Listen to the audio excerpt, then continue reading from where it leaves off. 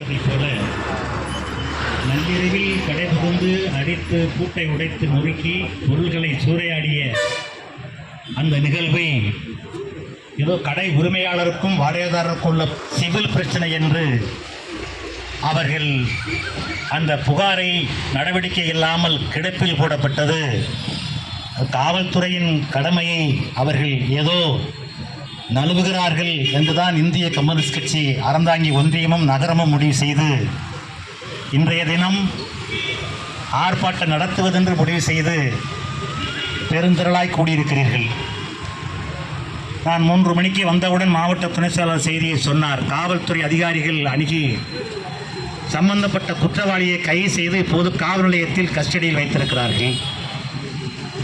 சூறையாடப்பட்ட பொருள்கள் சில பொருள்களை மீட்டு காவல்துறை கையகப்படுத்தி இருக்கிறது. நடவடிக்கையை நாங்கள் முறையாக எடுத்துள்ளோம். நீங்கள் ஆர்ப்பாட்டத்தை திரும்பப் பெற வேண்டும் என்று காவல்துறை வேண்டுகோள் விடுத்திருக்கிறது என்ற செய்தியை சொன்னார்கள். சரி, காவல்துறைக்கு நன்றி. அதிலிருந்து இந்த செய்தியை நம்முடைய தோழர்களுக்கு சொல்லி நாம் கலைந்து போகலாம் என்று முடிவெடுத்துத்தான் இங்கே நிற்கிறோம். சட்டமன்ற உறுப்பினர் மாரிமுத்து எம்எல்ஏ அவர்கள்